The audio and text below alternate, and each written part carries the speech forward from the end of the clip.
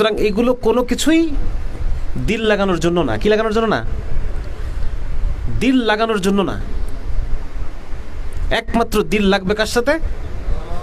আল্লাহর সাথে। এটা খুব ভালো করে গেঁথে নেই মনের মধ্যে, যে আল্লাহ আমার এই দুনিয়ার, আমি এই দুনিয়াতে ছিলাম না। আমি কোথায় ছিলাম? আমার আব্বা যখন ছোট বয়সে, আমার তখন কোথায় খোঁজ আছে কোনো? এই দুনিয়ার কোনোখানেই আমি তখন নাই। তো এইরকম আমি অস্তিত্ববান ছিলাম না, আপনি আমাকে অস্তিত্বশীল করছেন। আবার একটা দিন আসবে যখন আমি দুনিয়াতে আমাকে আর কোনোখানে খুঁজে পাওয়া যাবে না, কোনোখানেই খুঁজে আমার কোনো ট্রেস পাওয়া যাবে না, এমন একটা দিন আসবে। সুতরাং অস্তিত্বহীন, আবার অস্তিত্বহীন, মাঝখানের কিছুটা সময়, এই সময়টুকু আমার শুধু যেন আল্লাহকে খুশি করার জন্য ব্যয় হয়। প্রত্যেকটা কাজে, প্রত্যেকটা কথায় এই কাজটা করলে কি আমার আল্লাহ খুশি নাকি খুশি না, এই কাজটা করার দ্বারা আমার আল্লাহ কি খুশি নাকি খুশি না, এই কথাটা বলবো আমি, এই কথাটা বললে কি আমার আল্লাহ খুশি হবে নাকি খুশি হবে না। এটা প্রথম কষ্ট হয়, কিন্তু আস্তে আস্তে এটা অভ্যাস হয়ে যায়। যে কোনো কথা বলার আগে, আমার শায়েখ বলেন, যে কোনো কথা বলার আগে 1 সেকেন্ডের একটা পজ নিব। ব্রেন খুব সচল, মানে ওই 1 সেকেন্ডের মধ্যে সিদ্ধান্ত নিয়ে নেওয়া যায় যে আমার এই কথাটাকে আল্লাহ খুশি হবে না খুশি হবে না। এটা আজকে থেকে প্র্যাকটিস করেন, সবাই করবেন তো ইনশাল্লাহ। যে কোনো কথা বা যে কোনো কাজ, আমরা তো কথা বলতেই থাকি, কিন্তু ওই যে 1 সেকেন্ড পজ নেওয়াটা, এটা অভ্যাস করতে হবে আমাদের। এবং ওই 1 সেকেন্ডের মধ্যে আমার চিন্তা এটাই থাকবে যে আল্লাহ খুশি না খুশি না, আল্লাহ খুশি না খুশি না। সাহাবায়ে কেরাম রাদিয়াল্লাহু তাআলা আনহুম, ওনাদের জীবনটা কেমন ছিল? ওনাদের সমস্ত কাজের একমাত্র উদ্দেশ্য ছিল আল্লাহর খুশি। যাদের কথা বলে আমরা গর্ব করি, যাদের কথা বলে আমরা আমাদের অতীত ইতিহাস নিয়ে গর্ব করি, তাদের সবার উদ্দেশ্য ছিল আল্লাহর খুশি। ইব্রাহিম আলাইহিস সালাম সম্পর্কে একটা ঘটনা আছে এরকম, যে মানে এই যে আগুনের মধ্যে ফেলে দেওয়া হলো, আচ্ছা আজান পড়তেছে,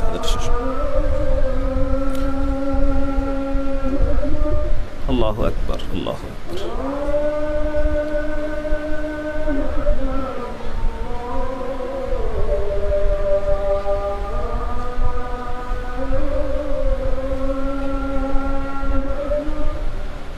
আল্লাহু আকবার, আল্লাহু আকবার।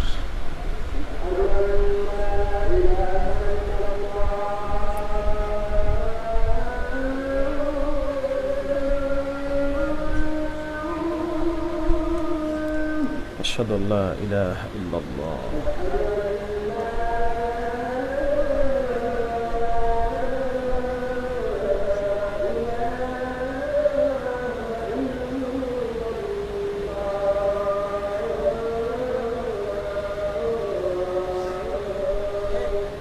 أشهد أن لا إله إلا الله.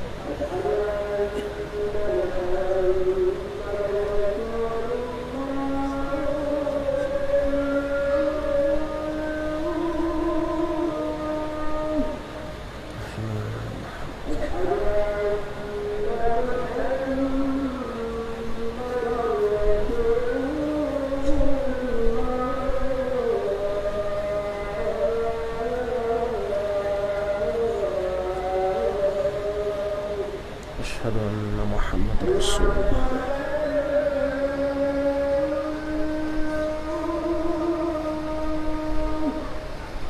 لا حول ولا قوة إلا بالله.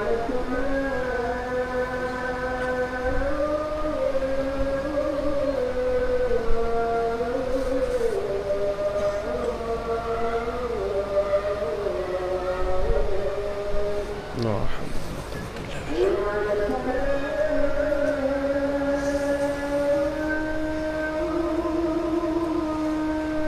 لا حول ولا قوة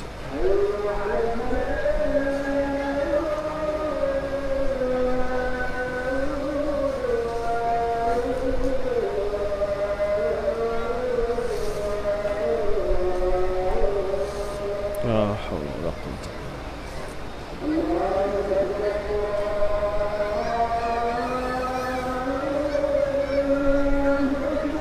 الله أكبر.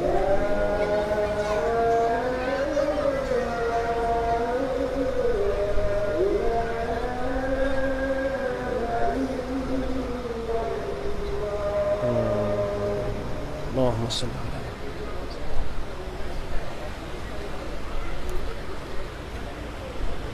اللهم رب هذه الدعوة التامة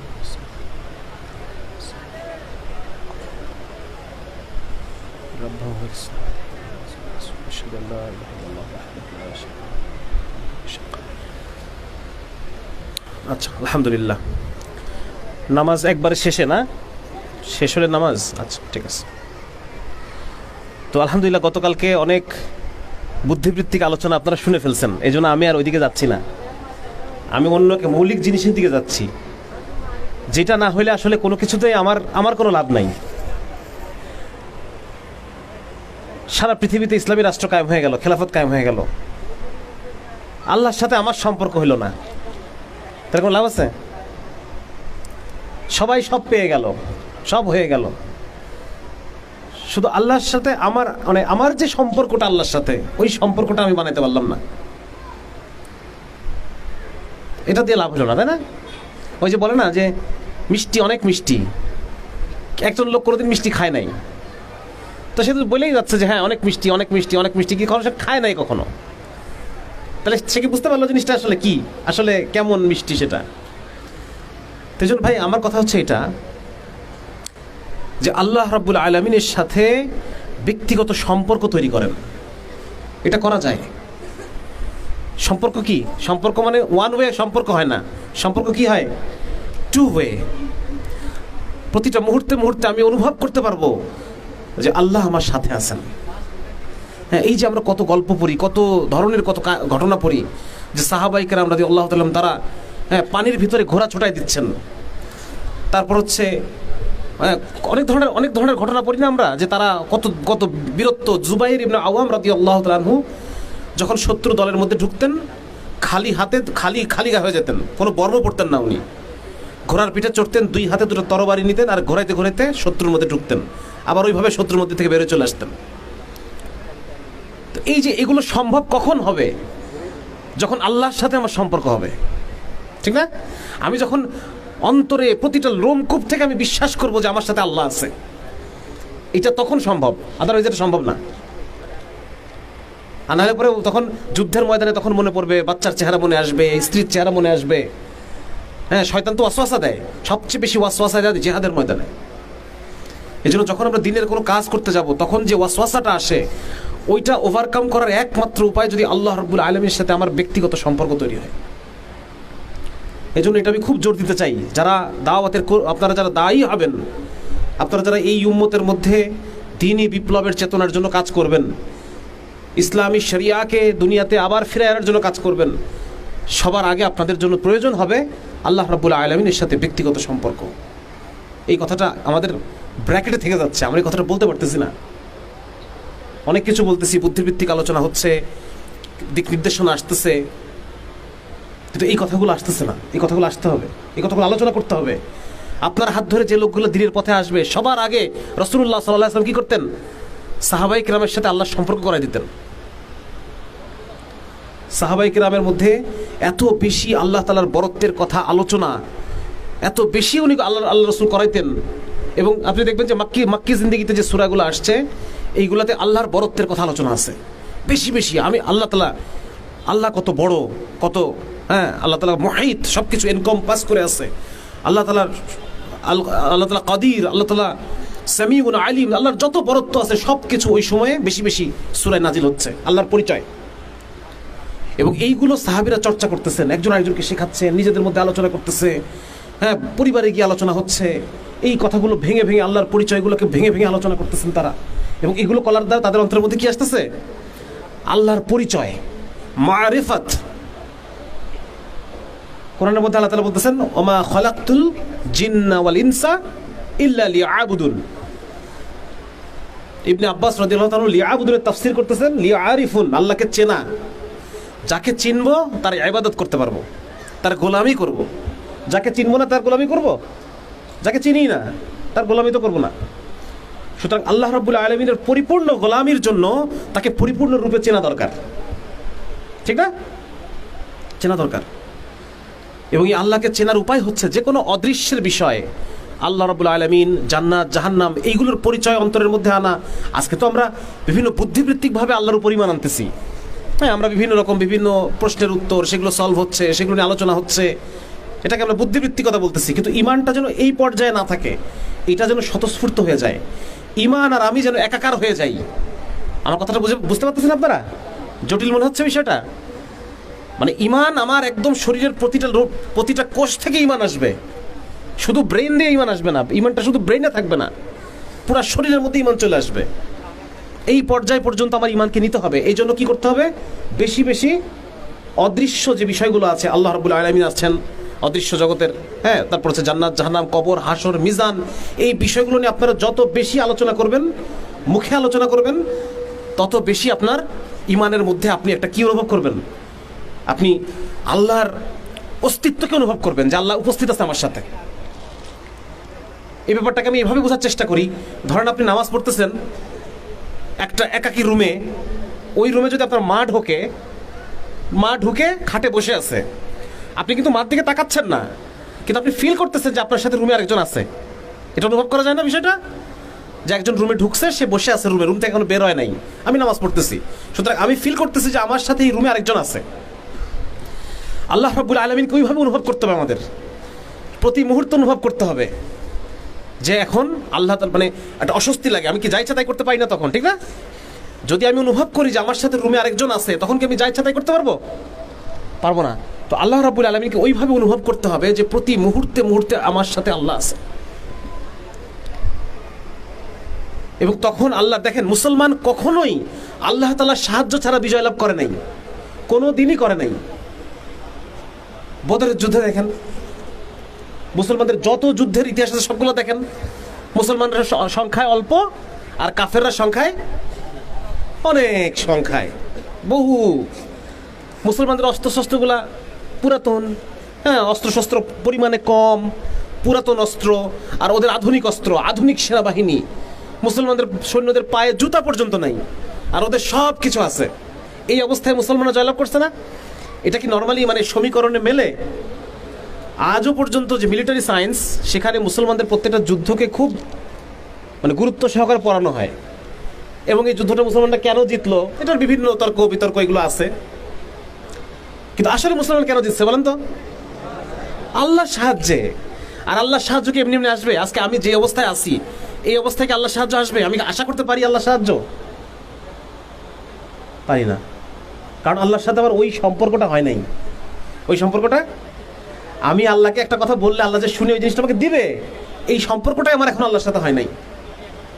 সুতরাং এই অবস্থায় আমরা যত কিছু করি না কেন, আলটিমেটলি কিন্তু আমার বিজয়, আমি আল্লাহর কাছ থেকে ওই সাহায্য আনতে পারবো না। আর আল্লাহর সাহায্য ছাড়া মুসলমান কখনো জেতে নাই। একটা যুদ্ধে মুসলমানরা সংখ্যায় কাফেরদের চেয়ে বেশি ছিল। কোন যুদ্ধ বলেন? হুনাইনের যুদ্ধে। এবং মুসলমানদের মধ্যে এই আলোচনা চলতেছিল যে আজকে তো আমরা জিতবই, আজকে আমরা সংখ্যায় কাফেরদের চেয়ে বেশি। তারপর কি হলো যুদ্ধে? ওই যুদ্ধে মুসলমানরা একদম মানে হারার একদম দৌড় গোড়ায় চলে গেছে, সব পালাই গেছে, ছত্রভঙ্গ হয়ে গেছে। শেষ মুহূর্তে আল্লাহ রাসূল বলছে যে আমি আব্দুল মুত্তালিবের সন্তান। এরপরে সবাই আবার ফেরত আসছে।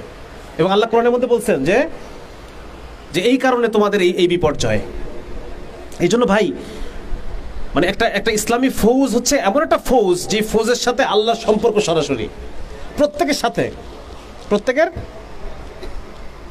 একটা সেকুলার সেনাবাহিনী আর একটা মুসলিম সেনাবাহিনীর মধ্যে পার্থক্য কি? পার্থক্য তো এটাই যে এদের সাথে আল্লাহর সম্পর্ক নাই, আর আমার সাথে আল্লাহর সরাসরি সম্পর্ক আছে। এই জন্য খুব গুরুত্ব দিচ্ছি ভাই, যে আল্লাহর সাথে সম্পর্ক তৈরি করেন। এবং এই সম্পর্ক তৈরি করা যায় কয়েকটা ভাবে। এক নম্বর হচ্ছে গুনাহকে ছেড়ে দেওয়া। গুনাহ ছেড়ে দেওয়া, যে আল্লাহ আমি গুনাহ ছেড়ে দিলাম। হ্যাঁ, আবার গুনাহ হবে, আবার তওবা হবে। মুসলমান তওবা না করা পর্যন্ত সে অন্তরের মধ্যে শান্তি হইতে পারে না। মুসলমানের সাথে আল্লাহর সম্পর্ক তো এটাই। আমার মায়ের সাথে আমার সম্পর্ক কেমন? কথার কথা, মায়ের সাথে আমি একটা বেয়াদবি করে ফেলছি, মাকে আমি যদি যথার্থই ভালোবাসি, মা মাফ না করা পর্যন্ত আমি শান্তি পাবো? আমি ছোটবেলায় কাজ করতাম, ছোটবেলায় বুঝতাম না, প্রায় মায়ের সাথে মারামারি হয়ে যেত, মানে যখন অনেক ছোট, 3তে পড়ি, 2তে পড়ি। এরপর কি করতাম? এরপর মার পা ধরে বসে থাকতাম, আর একটা আঙুল ধরে জোরে একটা মোচড় দিতাম। যতক্ষণ মাফ না করবো ততক্ষণ তোমার আমি জোরে মোচড় দিয়ে রাখবো। মানে মাফ তোমায় করতেই হবে, নাহলে আমি মনে শান্তি পাচ্ছি না। আমি মনে মুসলমান হবে এরকম একটা গুনাহ করে ফেলছি, ওই গুনাহ চোখের পানিতে না ধোয়া পর্যন্ত, যতক্ষণ না পর্যন্ত মনের মধ্যে এই অনুভূতি আসে যে আল্লাহ রাজি হয়েছে, ঠিক আছে আল্লাহ মাফ করছে আমাকে, এই ফিলিংস না আসা পর্যন্ত আমি কাঁদতেই থাকবো, কাঁদতেই থাকবো, কাঁদতেই থাকবো। এটা হচ্ছে মুসলমান। এইভাবে আল্লাহর সাথে সম্পর্ক হবে। 2 নম্বর সম্পর্ক হবে কিভাবে? পাগলামির মাধ্যমে সম্পর্ক হবে। এগুলো হচ্ছে ইশকের নিয়ম। প্রেমের কিছু নিয়ম আছে, ভালোবাসার কিছু নিয়ম আছে না? হ্যাঁ, দুনিয়ার যারা আশেক তারা কি করে, কত উল্টাপাল্টা করে, কত ভাবে পটানোর চেষ্টা করে। এরকম ইশকের কিছু কমন নিয়ম আছে। আল্লাহ রাব্বুল আলামিনকে পাওয়ার জন্য পাগলামি দেখাইতে হয়। আল্লাহ আমি আপনার জন্য পাগল। শুনবেন, ঘটনা বলবো। মানে নর্মাল চোখে মনে হবে যে এটা তো দরকার ছিল না, এটা তো দরকার নাই, বেশি বেশি করতেছে, তাই না? এরকম মনে হবে, কিন্তু ওইটাই পাগলামি, ওটাই আল্লাহকে দেখাইতে হবে। আম্মা জান আয়েশা রাদিয়াল্লাহু তাআলা আনহা একবার রূপার টাকা, আপনাদের খারাপ লাগতেছে? মানে অন্য আলোচনা করতেছি, সবাই মানে জজবার আলোচনা ভালো লাগে সবার, কিন্তু এই আলোচনা ভালো লাগে না, ঘুম আসে নাকি? এই আলোচনা শুনলে ঘুম পায়। হ্যাঁ, আম্মা জান আয়েশা রাদিয়াল্লাহু তাআলা আনহা রূপার টাকা খুব ভালো করে ধুয়ে, ওই সময় সাবান ছিল কিনা কি ছিল আল্লাহ মালিক জানে, ওই সময় তো মানুষ কাপড় চোপড় ধুইতো নাকি, কিছু না কিছু তো ছিল একটা, তো ওই জাতীয় কিছু একটা, মানে খুব ভালো করে ধোয়া যেটাকে বলে, খুব ভালো করে রূপার টাকা ধুচ্ছে, ধুয়ে একদম সুন্দর করে মুছে সুন্দর করে চকচকে করে রেখে দিচ্ছে। আল্লাহ রাসূল আসছে, এসে বলছে কি ব্যাপার আয়েশা, তুমি পয়সা সুন্দর করে ধুয়ে এখানে রেখে দিচ্ছ, ঘটনা কি? বলি ইয়া রাসূলুল্লাহ, টাকাগুলো ময়লা ছিল, আর আপনি মসজিদের মিম্বরে হাদিস বলতেছিলেন, তখন আমি আপনার মুখ থেকে হাদিস শুনছি যে বান্দা যখন সাদাকা করে আল্লাহ রাব্বুল আলামিন তার ডান হাতে গ্রহণ করেন, আর আমি ময়লা টাকা কিভাবে আল্লাহকে দিব? বুঝা গেছে? তো এরকম কিছু কিছু জিনিস আল্লাহকে দেখাইতে হয় যে আল্লাহ আমি তোমার জন্য পাগল। এটার দ্বারা কি হয়? সম্পর্ক হয় আল্লাহর সাথে। 2 নম্বর সম্পর্ক হয় যার কাছে সম্পর্ক করতে চাই তার সাথে যত বেশি কথা বলবো তত বেশি সম্পর্ক হবে নাকি? দূরে দূরে থাকলে সম্পর্ক হবে? যত বেশি কথা বলবেন তত সম্পর্ক হবে। এজন্য আল্লাহর সাথে বেশি বেশি কথা বলতে হবে। আমাদের এক মুরব্বি বলতেছিলেন, আমরা যখন আল্লাহর সাথে দোয়া করতে গিয়ে আমরা এমনভাবে যে দোকানে আসছি, হোটেলে ঢুকে ওয়েটার এই মুরগি ভাত, হ্যাঁ কাচ্চি বিরিয়ানি দিয়ে যাও, এগুলা আমরা ওইরকম আল্লাহর কাছে, আল্লাহ এ লাগবে ও লাগবে তা লাগবে এগুলো লাগবে, হ্যাঁ আমার পড়াশোনা ভালো করে দাও, আমার নেক বিবি দান করো, সুন্দরী এই বিবি দান করো, এই সেই আল্লাহকে আমরা অর্ডার করি নাকি? দোয়ায় বসে আল্লাহকে অর্ডার দেই, এভাবে হবে না। উনি বলতেন যে ভাই দোয়ায় বসো এবং আল্লাহ সে বাতে করো, আল্লাহর সাথে কথা বলো, আল্লাহর সাথে কথা বলো।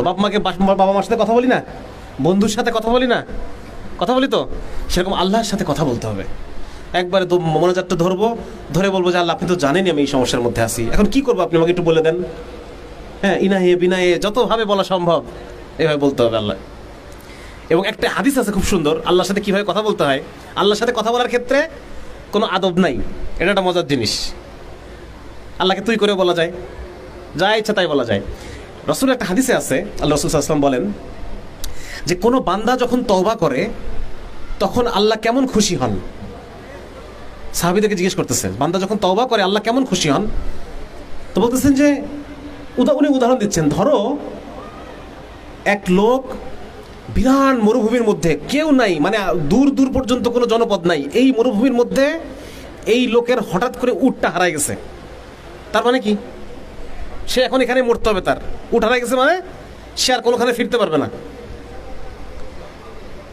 তো এইরকম অবস্থায় এই লোক বসে কাঁদতেছে আর মৃত্যুর জন্য অপেক্ষা করতেছে। হঠাৎ করে যখন সে দেখবে দূর থেকে তার উটটা ফেরত আসতেছে, তখন তার মনে কেমন অনুভূতি হবে? অনেক বেশি আনন্দ হবে, আনন্দে চিৎকার করতে পারে, লাফালাফি করবে খানিকক্ষণ যে আমি বেঁচে গেলাম, এই যাত্রা বেঁচে গেলাম। তা আল্লাহ রাসূল বলতেছেন যে ধরো দূর থেকে উটটা আসতেছে আর ওই লোক এত খুশি যে খুশির চোটে সে ভুলে গেছে সে কে, মানে সে কি বলতেছে। সে বলতেছে যে আল্লাহ আমি তোর রব, তুই আমার বান্দা। এটা কিন্তু হাদিস, সহিহ হাদিস। মানে এতই খুশি সে যে সেই খুশিতে সে হিতাহিত জ্ঞান হারায় ফেলছে। তা আল্লাহ রাসূল সাল্লাল্লাহু আলাইহি ওয়াসাল্লাম বলেন যে বান্দা যখন তওবা করে আল্লাহ এইরকম খুশি হন। সুবহানাল্লাহ, আল্লাহ এত খুশি হন, সর্বোচ্চ পরিমাণ খুশি, যেই খুশি হলে আমাদের হিতাহিত জ্ঞান থাকে না। আল্লাহ এত খুশি হন যখন কোনো বান্দা তওবা করে। এই জন্য ভাই আল্লাহর সাথে সম্পর্ক গড়ার দ্বিতীয় একটা রাস্তা হচ্ছে তওবা করা, বেশি বেশি তওবা করা, যে আল্লাহ আমার ভুল হয়ে গেছে, আপনি আমাকে মাফ করে দেন। আমার ভুল হয়ে গেছে। যত বেশি আল্লাহ রাসূল সাল্লাল্লাহু আলাইহি ওয়াসাল্লাম নিজে কোনো গুনাহ না করা সত্ত্বেও 70 বার তওবা করতেন। তাহলে আমাদের কতবার করা দরকার? এবং আল্লাহর সাথে সম্পর্ক হয়েছে কিনা এটা বোঝা যাবে কিভাবে? এটা বোঝা যাবে আপনি রুকুতে গিয়ে যখন তাসবিহ পড়বেন তখন মনে হবে যে আল্লাহ আমার কথা শুনছে, এইরকম একটা প্রশান্তি অন্তরের মধ্যে আসবে। যেমন ধরেন, মনে করেন যে বড় কোনো এমপি সাহেব, মন্ত্রী সাহেবের কাছে আমরা যাই, যাওয়ার পরে তো তাকে আমার নিজের প্রবলেমটা শোনানোর চেষ্টা করি যে আমি এই সমস্যার মধ্যে আছি। তো শোনাইতে পারার পরে মনে হয় যে আমার কাজ হয়ে গেছে, এরকম একটা অনুভূতি আসে। আপনারা কখনো কোনো আপনাদের প্রিন্সিপাল বা অন্য কেউ কারো কাছে যে সমস্যার কথা বলছেন কিনা, বললে পরে মনে হয় যে না ঠিক আছে বলছি, কাজ হয়ে যাবে ইনশাল্লাহ, এরকম একটা অন্তরে শান্তি আসে। তো যখন আপনি তাসবিহ পড়বেন সুবহানা রাব্বিয়াল আলা, সুবহানা রাব্বিয়াল আযীম, তখন অন্তরের মধ্যে একটা এরকম অনুভূতি আসবে যে আমার কাজ হয়ে গেছে, আমার কাজ হয়ে গেছে। যখন দোয়া করবেন, দোয়া শেষে আপনার মনের মধ্যে মনে হবে আমার কাজ হয়ে গেছে, শুনছে আল্লাহ, শুনছে আর বলছে যে বান্দা যা, হয়ে যাবে তোর কাজ। এইরকম একটা অনুভূতি অন্তরের মধ্যে আসতে হবে। যার কারণে সবাই চেষ্টা করবো তো ভাই ইনশাল্লাহ, হ্যাঁ, আল্লাহর সাথে সম্পর্ক তৈরি করার চেষ্টা করবো তো ইনশাল্লাহ, সম্পর্ক তৈরি করার চেষ্টা করবো। এবং একটা জিনিস গুরুত্বপূর্ণ, সেটা হচ্ছে জানেন, যতই আমরা যাই বলি, মানে দিনের জন্য যে আত্মত্যাগ, এটা বুদ্ধি দিয়ে হয় না, এটা জ্ঞান গবেষণা করে বুদ্ধি দিয়ে এটা হবে না। গাজী ইলমুদ্দিন শহীদ নামে এক লোক, আপনারা জানেন, এক খুব শয়তান একটা এক হিন্দু লোক আল্লাহ রসুলের নামে একটা খুব বিশ্রী বই লিখছে। রঙ্গিলা রসুল নামে একটা বই লিখছিল। সেটা বইয়ের মধ্যে একদম বিশ্রীভাবে তখন গাজী ইলমুদ্দিন রহমতুল্লাহ আলাইহি সেই সাতেমকে দুনিয়া থেকে তার পাওনা বুঝায় দেয়। এই যে মানে দিনের জন্য ঝাঁপায়ে পড়া, এই ঝাঁপায়ে পড়ার জন্য লাগবে ভালোবাসা, ভালোবাসা লাগবে, ভালোবাসা লাগবে। আমার বাবার নামে কেউ যদি কোনো খারাপ কথা বলে আমার সামনে, আমার মায়ের নামে যদি কেউ খারাপ কথা বলে, আমি কি জ্ঞান বুদ্ধি দিয়ে বিবেচনা করব? হ্যাঁ, যে এটা করলে কি হবে, 2 দিন পরে কি হবে, 1 মাস পরে কি হবে, 1 বছর পরে কি হবে, জ্ঞান দিয়ে বিচার করবো না তো, যে তুই আমার বাবার নামে খারাপ কথা বলতেছিস, আগেরটা আগে নাকি? তো যার কারণে এই যে যুক্তির জায়গা থেকে আল্লাহ এবং তার রাসূল এবং শরিয়া, আমরা আজকে যুক্তি দিয়ে বুঝতেছি এইটা ব্রেইনে আছে, এইটাকে ব্রেইন থেকে ইমোশনের জায়গায় নামায় আনতে হবে। আমার কথা বুঝাতে পারছি কিনা? ব্রেইনের যুক্তির জায়গায় আছে আমাদের ইমান, আমাদের জান্নাত জাহান্নামের আলোচনা আমাদের ব্রেইনে আছে, তথ্য আছে, হাদিসগুলো আছে, কিন্তু এইটার অনুভব আমার মধ্যে নাই। জান্নাতের কথা শুনলে মনটা চনমন করে ওঠে না ওখানে যাওয়ার জন্য, জাহান্নামের কথা শুনলে মানে শরীরের পশমটা ভয়ে দাঁড়ায় যায় না। আমার কথা বুঝতে পারতেছেন আপনারা? আমাদের কোন জায়গায় প্রবলেম সেটা আমি বলতেছি। আমরা জান্নাতের কথা আলোচনা করি। আপনারা ডাবল স্ট্যান্ডার্ড 3 বইটা পড়ছেন কিনা কেউ? আমি পুরোটা বই লেখার জন্য অনেকগুলা বই, মানে জান্নাত জাহান্নাম সম্পর্কিত অনেকগুলো বই আমি পড়লাম, এবং পড়ার পর আমি দেখলাম যে জান্নাতের কথা শুনলে আমার যেই অনুভূতি আসার কথা ছিল ওটা আমার মধ্যে আসতেছে না। আমি এত গবেষণা করতেছি কিন্তু আসতেছে না। জাহান্নামের কথা শুনলে পরে আমার যে অন্তরের মধ্যে একটা কাঁপুনি দেওয়ার কথা ছিল, এই কাঁপুনিটা আমার মধ্যে নাই, এত পড়ার পরেও নাই। সুতরাং এইটা পড়াশোনা করার দ্বারা আসবে না। আমি বোঝাতে পারতেছি? এই অনুভব আপনারা যদি পড়েন, ডক্টর আব্দুল আজ্জাম রাহিমাহুল্লাহ, ওনার আফগানিস্তানে আমি আল্লাহকে দেখেছি, এই বইটাকে পড়ছেন? 2 খণ্ড না, 2 খণ্ড বই। কি প্রসঙ্গে বললাম যেন কথাটা, এই আগের লাইনটা কি বললাম? হ্যাঁ, জান্নাত জাহান্নামের যে জান্নাতের কথা শুনলে পরে যে দৌড় দিয়ে ঝাঁপায় যে আমি জান্নাতে পড়ে যাব, মানে এরকম যে একটা আকাঙ্ক্ষা অন্তরের মধ্যে, ওই পর্যায়ে আমাদের এই আলোচনাগুলোকে নিতে হবে। শুধু যুক্তি, তর্ক, জাস্টিফাই, সায়েন্স, এগুলোর মধ্যে ঘুরপাক খেলে আমাদের চলবে না। আমি বোঝাতে পারছি কিনা? এবং এই জায়গায় পৌঁছানোর উপায় হচ্ছে বেশি বেশি নিজেদের মধ্যে আলোচনা করা এবং নির্জনে একাকী চিন্তা করা, জান্নাতের ওই ভিজুয়ালাইজেশন করা নিজের মধ্যে। একটা সোনার গেট, ওই গেটের উপর আরবিতে আমার নাম লেখা, বড় করে নাম লেখা, শামসুল আরেফিন, হ্যাঁ, এরকম একটা নাম লেখা। আমি যখন ঢুকতেছি, এটা যে বাসিরার একটা কয়েকটা সুন্দর ভিডিও আছে, হ্যাঁ, সেখানে ও গাইড করে করে সুন্দর করে নিয়ে যায়।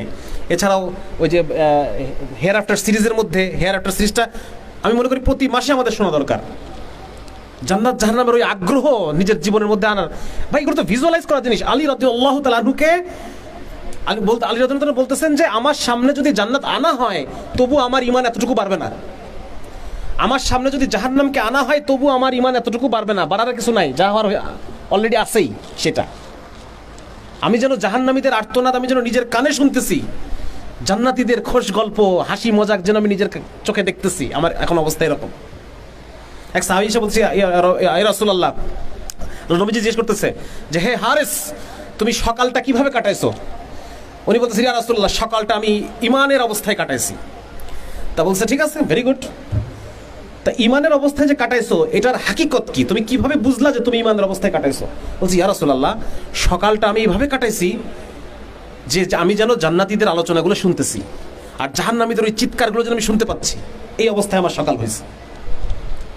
পরে আল্লাহ রাসূল বলতেছেন যে হারেস হচ্ছে এমন মুমিন যার অন্তর ইমানের নূরে পরিপূর্ণ।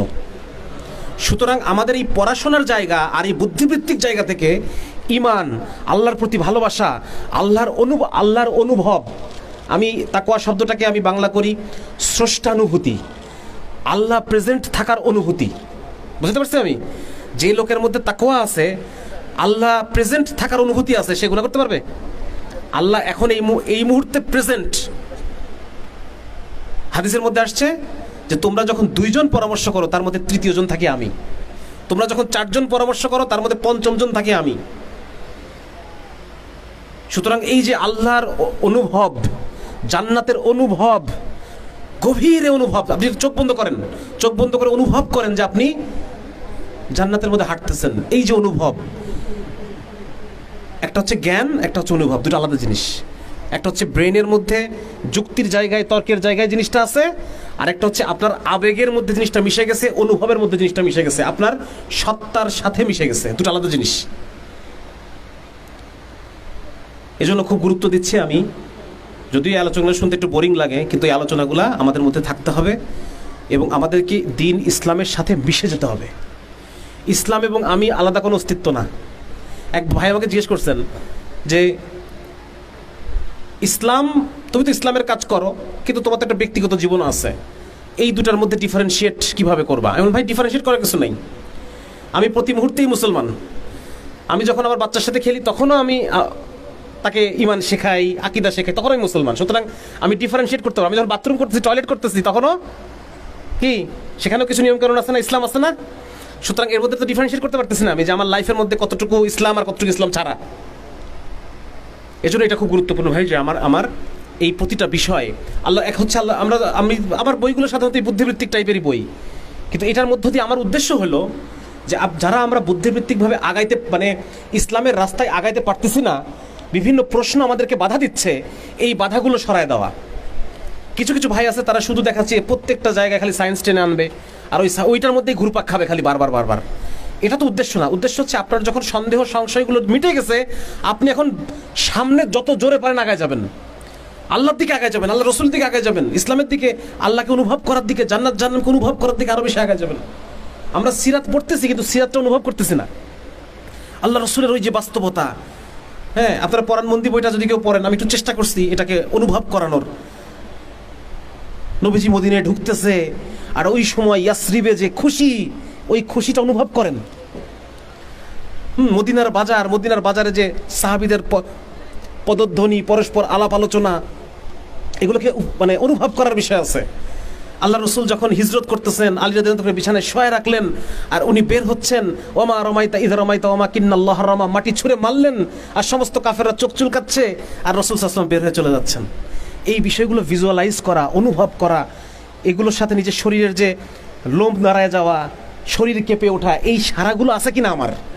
কোরআনের মধ্যে আল্লাহ বলতেছেন যে যখন মুমিন যারা যখন কোরআনের আয়াত তাদের সামনে পাঠ করা হয় তখন তাদের কি হয়? শরীরে সারা আসে, চোখ কি হয়? অশ্রু বিগলিত হয়।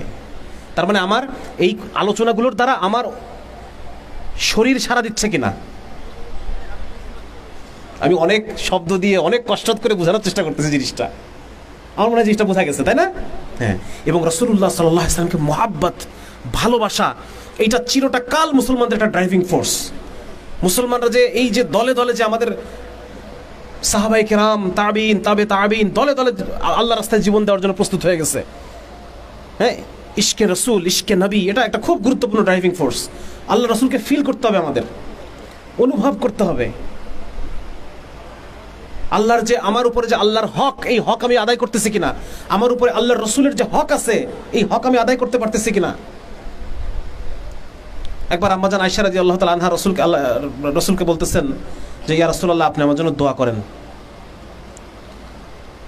আল্লাহ রসুল দোয়া করতেছে, আল্লাহুম্মা গফির লি আয়েশা, আল্লাহ আপনি আয়েশাকে মাফ করে দেন। আল্লাহ রসুল এই দোয়া করছে, আম্মাজান ছোট মানুষ খুশিতে বিছানায় গড়াগড়ি খাচ্ছে, এত খুশি যে আল্লাহ রসুল আমার জন্য দোয়া করছে, আল্লাহ আমার মাগফিরাত চাইছে, আমার তো আর পায় কে, এত খুশি। তো আল্লাহ কি ব্যাপার আয়েশা, তুমি এত, এই হুমায়রা তুমি এত খুশি? আদর করে ডাকতেন হুমায়রা বলে। আম্মাজান বলতেছে, ইয়া রাসূলুল্লাহ, আপনি আমার জন্য দোয়া করছেন, আমি খুশি হব না? তো বলছে, আয়েশা আমার উম্মতের জন্য প্রতিদিন আমি 5 বার এই দোয়া করি। তো আমার আপনার জন্য আজ থেকে 1400 বছর আগের একজন মানুষ প্রতিনিয়ত দোয়া করে গেছে আমার আপনার জন্য, যে আল্লাহ আপনি আমার উম্মতকে ধ্বংস করেন না। আল্লাহ রাসূল যদি দোয়া না করতেন, আমাদের ধ্বংসের কিছু বাকি আছে, কোনো কিছু আমরা বাকি রাখছি ধ্বংসের? যদি আল্লাহ রাসূল এই দোয়াটা 5 বার করে না করতেন যে আল্লাহ আমার উম্মতকে আপনি ধ্বংস করেন না, তাহলে আপনি তো আজকে দুনিয়াতে থাকারই কথা না। আমাদের মধ্যে এই পরিমাণ নেফাক আর এই পরিমাণ কি বলা যায়, অবাধ্যতা আর স্পর্ধা, আমাদের এলাকায় বলে আসপদ্দা, এত স্পর্ধা আর এত উদ্ধত্ত আমরা আল্লাহর সাথে দেখাই এই যে এক জীবনে। আমাদের তো দুনিয়ায় বেঁচে থাকার হক অনেক আগেই আমরা হারাই ফেলছি। শুধু আল্লাহর রাসূলের দোয়া আছে বলে যে আল্লাহ আমার উম্মতকে আপনি অন্যান্য উম্মতের মতো ঝাড়ে বংশে নির্মূল করেন না, এই দোয়ার কারণে আজকে আমরা বেঁচে আছি, আদারওয়াইজ এটা থাকার কথা ছিল না। সুতরাং এই মানুষটার কি হক আমার উপরে, গায়ের চামড়া দিয়ে জুতা বানাই দিলেও তো সে হক আদায় হবে না, হবে নাকি? আদায় হবে না। সুতরাং ওইভাবে বারবার সিরাত পাঠ করতে হবে ভাই। আজকে সিরাত বই মেলা, হ্যাঁ, প্রতি বছরে যেন কমপক্ষে 2টা একটা সিরাত যেন আমি পড়তে পারি, কারণ সিরাত না পড়লে তো আমি নবীজিকে ফিল করতে পারবো না, ইসলামকে ফিল করতে পারবো না। একটা মানুষ আজ থেকে 1400 বছর আগে, বয়স 65 হয়ে গেছে, সেই অবস্থায় সে একা, সে সৈন্যদল নিয়ে ওই রোদের মধ্যে, আপনারা যদি ওমরা করতে গিয়ে থাকেন, আরবের গরম সম্পর্কে যদি আপনার ধারণা থাকে, আরবের গরম হচ্ছে এরকম, ধরেন 50 ডিগ্রি হচ্ছে ওখানকার নর্মাল তাপমাত্রা, 50 ডিগ্রি।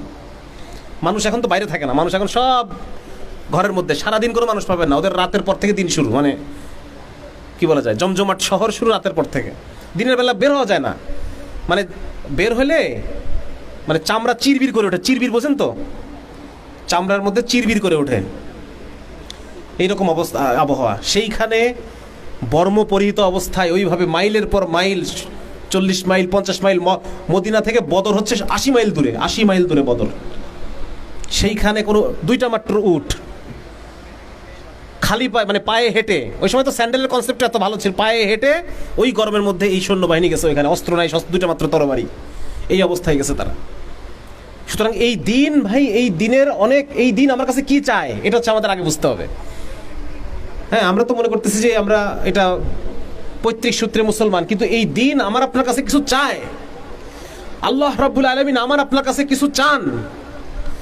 আল্লাহর রাসূল সাল্লাল্লাহু আলাইহি ওয়াসাল্লাম, ওনার কিছু দাবি আছে আমাদের উপরে, সেই দাবিগুলো আমরা পূরণ করতেছি না। এই ইসলামের হক কিছু দাবি আছে আমাদের উপরে।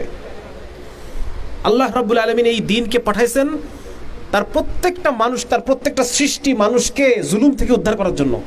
রিবিঈ ইবনে আমির রাদিয়াল্লাহু আনহু কি বলছেন, ওনাকে যখন রুস্তম জিজ্ঞেস করলো যে এই মুসলমানরা তোমরা কেন আসছো আমাদের দেশে, উনি তখন তিনটা জবাব দিয়েছেন। 1 নম্বর হচ্ছে আমরা আসি নাই, আমাদেরকে পাঠানো হয়েছে। কেন পাঠানো হয়েছে? 1 নম্বর, সমস্ত বাতিল ধর্মের জুলুম থেকে ইসলামের ইনসাফের দিকে মানুষকে আনার জন্য, সমস্ত গায়রুল্লাহর দাসত্ব থেকে এক আল্লাহর দাসত্বে সবাইকে আনার জন্য। আরেকটা কথা বলছেন কি যেন, 3টা। তাহলে এই ইসলামকে আল্লাহ রাব্বুল আলামিন পাঠাইছেন যেন সমস্ত মানুষ জুলুম থেকে বাঁচতে পারে। আজকে আমি আপনি বসে থাকার কারণে এই মানুষগুলো জুলুমের সম্মুখীন হচ্ছে, জালেমরা এদের উপর জুলুম করতেছে।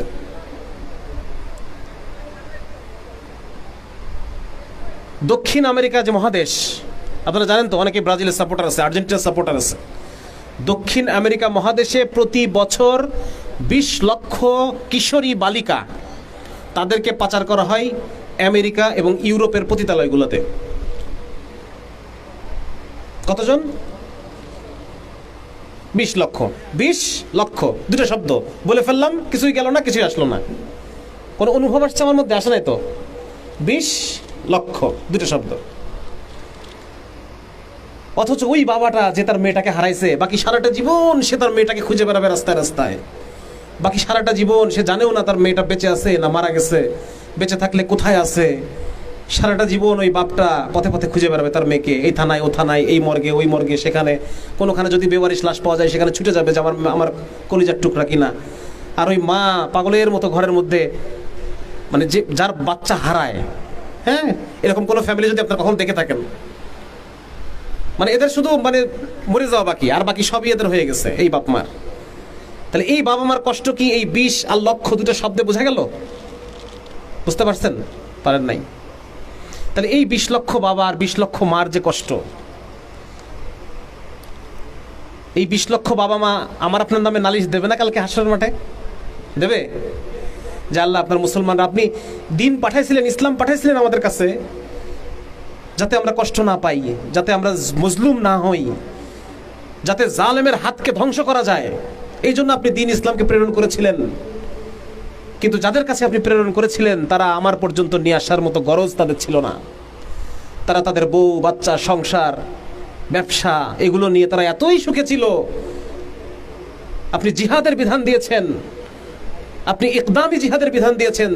তাদের খেলাফত প্রতিষ্ঠার কথা ছিল, সেই খলিফা প্রতি বছর একবার আক্রমণ করবে পার্শ্ববর্তী রাজ্যে, এটা খলিফার উপরে ওয়াজিব ছিল। এভাবে করে করে তারা আমাদের পর্যন্ত দিনকে নিয়ে আসবে, আর এই জালেমরা তারা মিটে যাবে, আর আমরা যারা মুসলিম আমরা ইসলামের ইনসাফের স্বাদ পেয়ে আমরা ইসলামে দাখিল হব, দুনিয়াতেও বেঁচে যাব জুলুম থেকে, আখিরাতেও বেঁচে যাব। এটাই ছিল আপনার ইচ্ছা আল্লাহ। কিন্তু যাদের কাছে আপনি দিনকে পাঠিয়েছেন তারা তো সন্তুষ্ট, তারা তো খুশি, তারা তো নিজেদের নামাজ নিয়ে রোজা নিয়ে খুশি সন্তুষ্ট। এই নালিশগুলো কি কালকে আমাদের ফেস করতে হবে না হবে না বলেন তো? হবে। এই যে বর্তমান বিশ্ব ব্যবস্থা, তারা আফ্রিকার দেশগুলোতে ইচ্ছাকৃতভাবে তারা এই এইডস রোগটাকে তারা আফ্রিকার মতো যে অনুন্নত দেশগুলো আছে, এইডসের আগে নাম ছিল 80 দশ প্রথম যখন এইডস ধরা পড়ে এটার নাম ছিল গে ইমিউন ডেফিসিয়েন্সি ডিজিজ, মানে শুধুমাত্র সমকামীদেরই অসুখটা হইতো। সেইটাকে ঢাকার জন্য কত কিছু, কত আয়োজন, কত কিছু করে করে এটার নাম এখন এইডস। এবং এই ওরা জানে যে এই যে সমকামিতা এলজিবিটি যে আন্দোলন, এই আন্দোলনের ফলে এত নতুন নতুন ধরনের অসুখ পৃথিবীতে আসবে। এই যে কয়েকদিন আগে মাঙ্কি পক্স, এটা কিন্তু সমকামীদের হয়। মোস্ট অফ দ্য পেশেন্টস আর সমকামী এই মাঙ্কি পক্সের। শুনছেন না মাঙ্কি পক্স? এইরকম গোটা গোটা বড় বড় পক্স।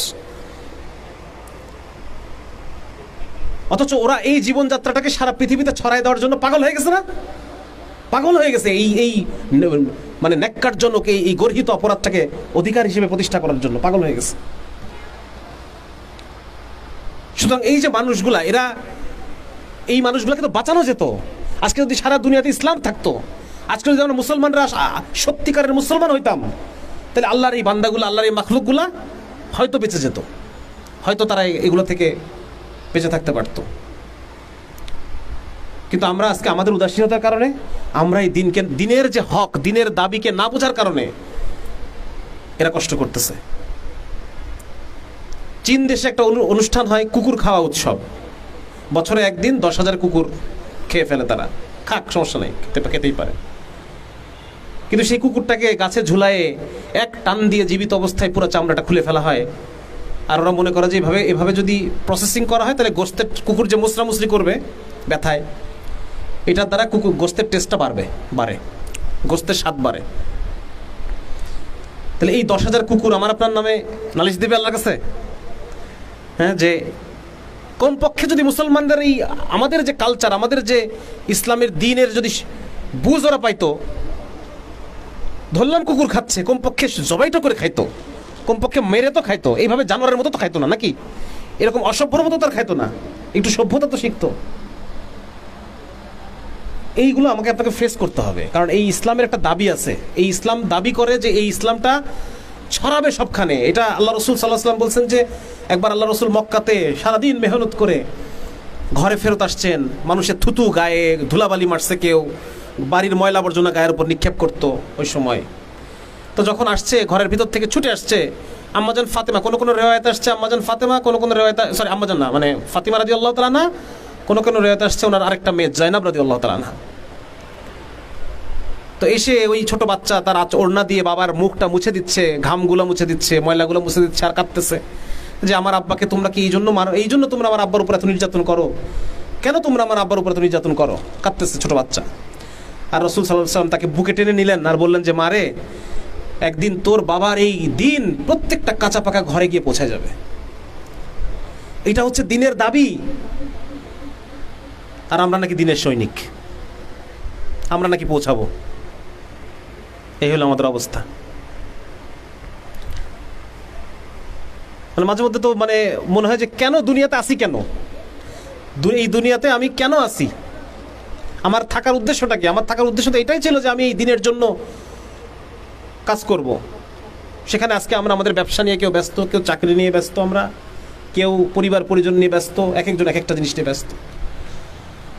শুধু আমরা না, আরো আগে থেকে এটা শুরু হয়েছে, এই ট্রেন্ড আগে থেকে শুরু হওয়ার কারণে আজকে আযাব। এই যে জাকারিয়া এতক্ষণ ধরে বললো না যে কেন এই সমাজ, এই জাতি, এই দেশ দিয়ে আমরা কি করব, এটা আযাব শুরু হয়েছে আর আগে থেকে।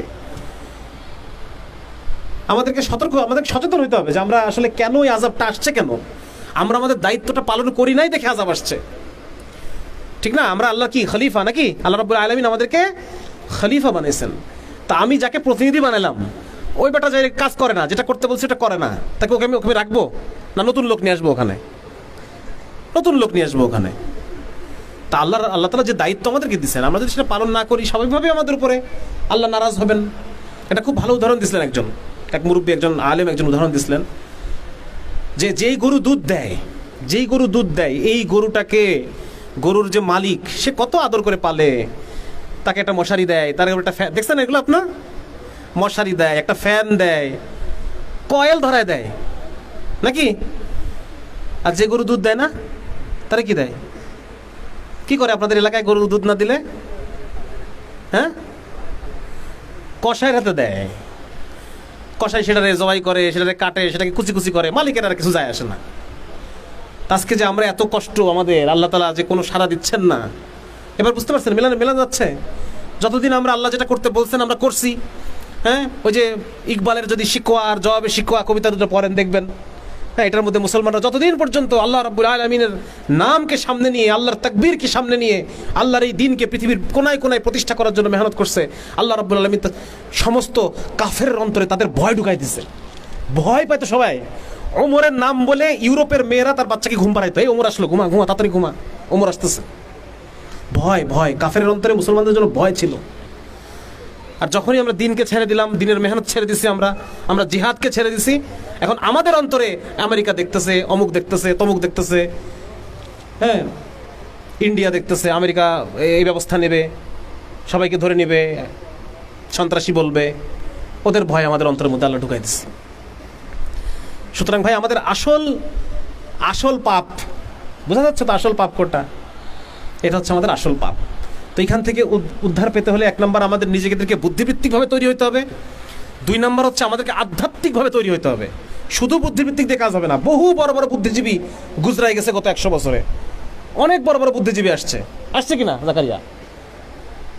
এই যে মুসলিম জাতীয়তাবাদী কত আসছে, তারপর হচ্ছে আরো কত ধরনের কত বুদ্ধিজীবী, নাম বলা শুরু করলে শেষ হবে না। এত বড় বড় বুদ্ধিজীবী আসছে দুনিয়াতে মুসলমানদের মধ্যে, তাতে কোনো লাভ হয় নাই। কারণ এই আধ্যাত্মিকতাহীন বুদ্ধি চর্চা, এটা কোনো লাভ আসবে না এটা দিয়ে। আমি সারাক্ষণ বই, মানে বিভিন্ন জটিল কিতাব আর জটিল ভাষা, দেখেন না কেউ যাদেরকে আমরা, যারা বিভিন্ন মাস্টার মাইন্ড পজিশনে আছে আর কি, তাদের ভাষা দেখছেন কত জটিল। হ্যাঁ, এই ভাবাদর্শ, এই কি সহজিয়া, এই কত জটিল কথা। মানে একটা বিষয়, সহজ বিষয়কে যত জটিল করা সম্ভব, যত জটিল করা যাবে সে তত বড় বুদ্ধিজীবী। সহজ ভাষায় বললে বুঝে আসে না, জটিল শব্দ ব্যবহার করলে বুঝে আসে। কি জন্য বলতেছিলাম, কি প্রসঙ্গে এই কথাটা আসলো? হ্যাঁ, এই জন্য 1 নম্বর আমাদেরকে নিজের বুদ্ধিবৃত্তিভাবে তৈরি হতে হবে, আধ্যাত্মিকভাবে তৈরি হতে হবে, আল্লাহ রাব্বুল আলামিনের সাথে গভীর সম্পর্ক স্থাপন করতে হবে। টু ওয়ে কানেকশন তৈরি করতে হবে। 3 নম্বর হচ্ছে আমাদেরকে আখলাকের দিক থেকে তৈরি হতে হবে। আখলাক ছাড়া দাওয়াতি কাজ হবে না। আপনি যত বড় মানে বুদ্ধিবৃত্তিকভাবে যতই আপনি স্ট্রং হন না কেন, আপনার যদি আখলাক সুন্দর না হয়, মানুষ আপনার কথাই শুনবে না। এজন্য আখলাক সুন্দর হতে হবে। হ্যাঁ, তার কাছে যেতে হবে, তার পাশে দাঁড়াতে হবে। পাশে দাঁড়ালে পরে মানুষ দুর্বল হয়। কি হয়? যখন তার বিপদে পাশে দাঁড়াবেন সে দুর্বল হবে। যখন সে দুর্বল হবে তখন সে আপনার উপর আস্থা রাখবে। যখন আস্থা অর্জন করবেন তখন আপনার পাওয়ার আসবে। পাওয়ার আসে কিসের সাথে? আস্থার সাথে। ঠিক আছে? আজকে যে তালেবরা আফগানে সফল, এর পিছনে কারণ কি বলেন? আফগান জনগণের আস্থা তাদের উপরে। যতভাবে সাহায্য করা যায় তাদেরকে সাহায্য করছে, খাবার দাবার দিয়ে, তাদেরকে আশ্রয় দিয়ে, সবকিছু দিয়ে সাহায্য করছে। আমেরিকান সৈন্যদের বলছে যে আমাদেরকে খুঁজে নিয়ে, মানে রাস্তা দেখায় নিয়ে চলো, কোথায় আছে ওরা, ভুল রাস্তায় নিয়ে গেছে। ওইগুলারে আবার তালেবদের হাতেই তুলে দিছে। এরকম ঘটনা আছে প্রচুর। সুতরাং মানুষের আস্থা অর্জন করতে হবে। এমন কোন অ্যাক্টিভিটিস করা যাবে না যাতে মানুষ ভীত হয়। কি হয়? ভীত হয়। আস্থা অর্জন করতে হবে মানুষের আমরা বলতেছি যে সামাজিক এবং অর্থনৈতিক দাওয়াত, মানে সামাজিকভাবে মানুষের পাশে থাকবো, যাদের অর্থনৈতিক প্রয়োজন অর্থনৈতিকভাবে তাদের পাশে থাকবো। এভাবে আপনারা একটা বছর কাজ করেন, ঠান্ডা মাথায় কাজ করেন, 1 বছর, দেশের চেহারা পরিবর্তন হয়ে যাবে ইনশাআল্লাহ তাআলা। একটা বছর কাজ করেন, একটু সময় নেন, একটু নিজের কি বলা যায়, অনেক কিছু করতে ইচ্ছা করে আমাদের, অনেক কিছু করব, সময় পরিবর্তন হয়ে গেছে, অনেক কিছু করে ফেলবো। কিন্তু সময় পরিবর্তন হয়েছে মানে আমাদের বিজয় হয়ে গেছে তা না। আমরা বিজয়ের রাস্তায় উঠছি। এতদিন তো আমাদেরকে আটকায় রাখছিল জেলখানার মধ্যে, আয়না ঘরে। আমরা এখন রাস্তায় উঠছি, এখন আমাদেরকে হেঁটে যেতে হবে সামনে। বিজয় হয়ে যায় নাই, দেশে কায়েম হয়ে গেছে ওটা তা না তো। সুতরাং এখন সবরের সাথে, ধৈর্যের সাথে, যেই কয়টা কথা বলবো, 1 নম্বর নিজের বুদ্ধিবৃত্তিকভাবে উপযুক্ত হতে হবে, আধ্যাত্মিকভাবে আখলাকের দিক থেকে উপযুক্ত হতে হবে। এই 3 দাওয়াত নিয়ে মানুষের কাছে আমরা যাবো। কয় দাওয়াত? 3 দাওয়াত নিয়ে মানুষের কাছে যাব। মানুষকে বুদ্ধিবৃত্তিকভাবে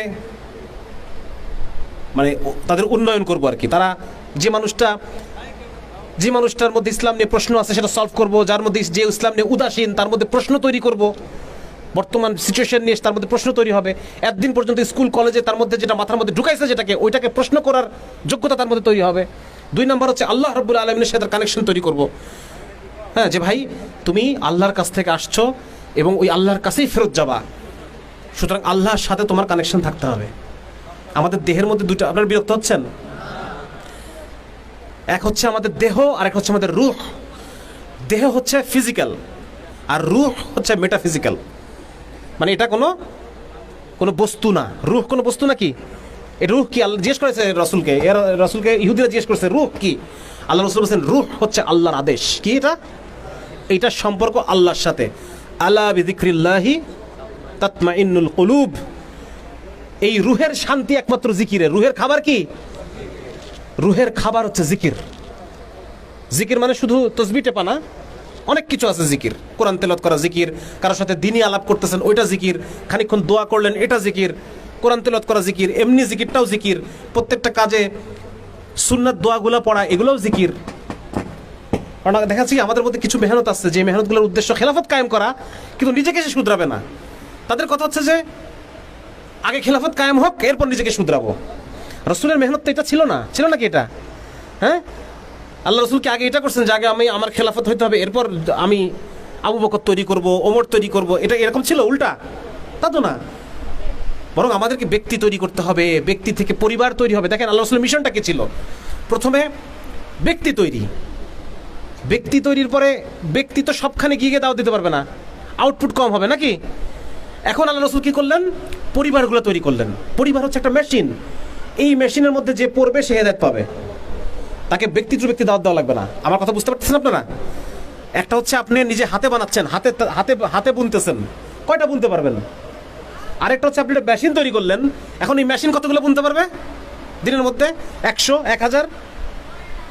সুতরাং আল্লাহ রসুল সাল্লাল্লাহু আলাইহি সাল্লাম দাওয়া মেশিনারি তৈরি করছেন। মেশিনারি 1 নম্বর হচ্ছে ব্যক্তি তৈরি করছেন, 2 নম্বর হচ্ছে পরিবার তৈরি করছেন। এই পরিবারের মধ্যে এসে যে পড়বে ওর হেদায়েত পাওয়া ছাড়া উপায় নাই।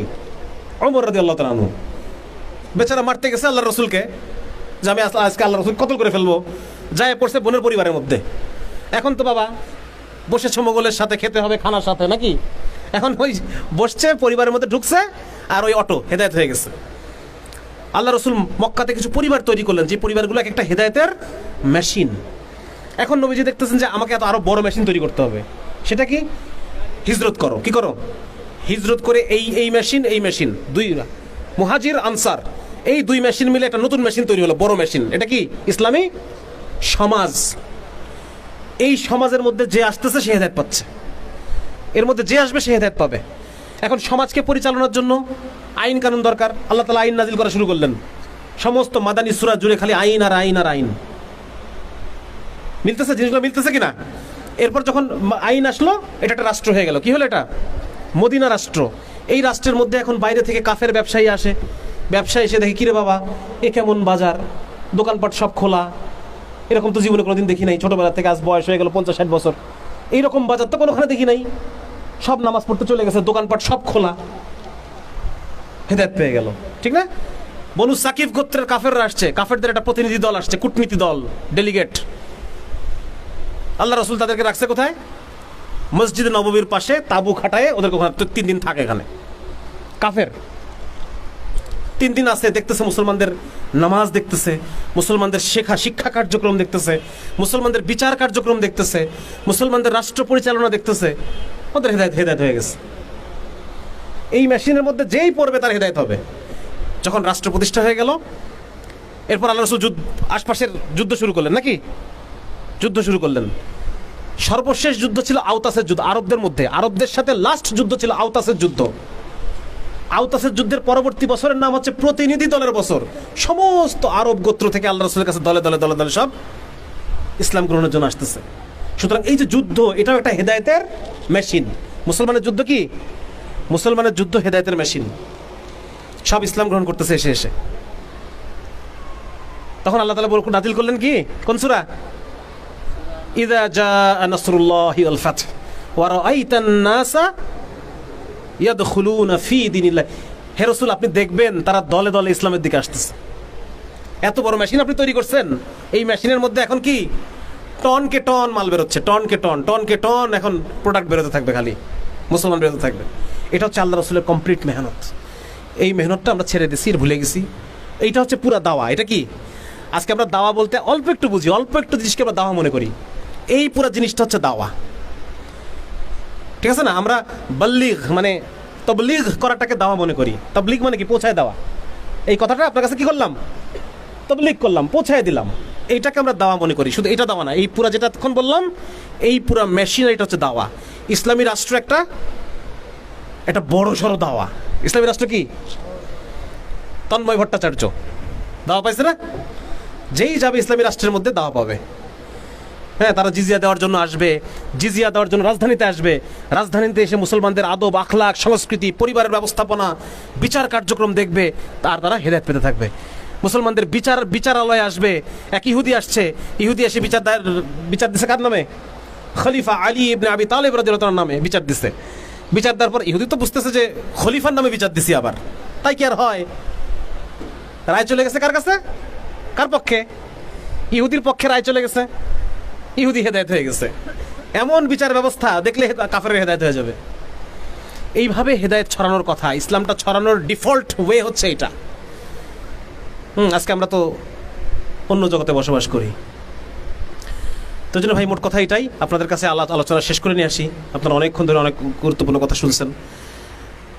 আমার এই আলোচনার মূল উদ্দেশ্য হলো এটা, আমাদের প্রত্যেকের সাথে যেন আধ্যাত্মিকভাবে আমরা যেন পিছায় না থাকি, আধ্যাত্মিকভাবে যেন আল্লাহর সাথে আমার সম্পর্ক হয়।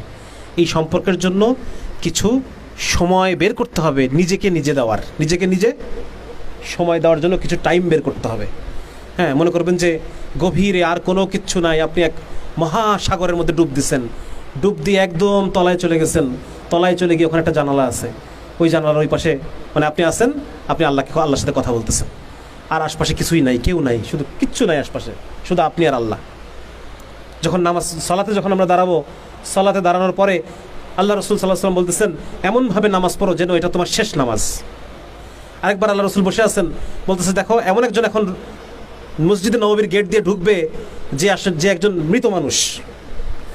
মৃত মানুষ মানে বুঝছেন তো? মৃত মানুষ মানে হচ্ছে যে সে অলরেডি তার এই দুনিয়ার কোনো চাওয়া পাওয়া নাই, সে আর আল্লাহর সাথে মানে দেখা করার জন্য সে তৈরি, মানে সে অলরেডি মৃত। এমন সময় আবু বকর সিদ্দিক রাদিয়াল্লাহু তাআলা ঢুকছেন ভিতর দিয়ে, আবু বকর ঢুকছেন ভিতর দিয়ে।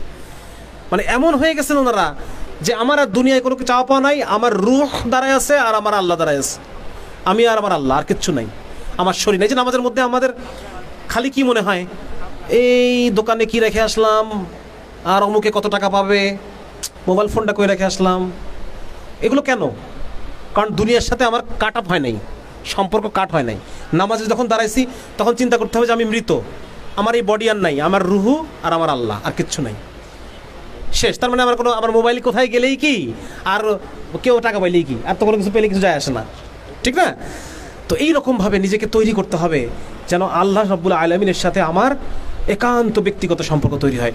আরেকটা উদাহরণ দেই, উদাহরণটা একজন দিছিলেন, যাই না উদাহরণটা কতটুকু মানে বোঝার জন্য, জাস্ট এগুলো কিন্তু অন্যভাবে নেওয়া যাবে না, এটা বোঝার জন্য উদাহরণ।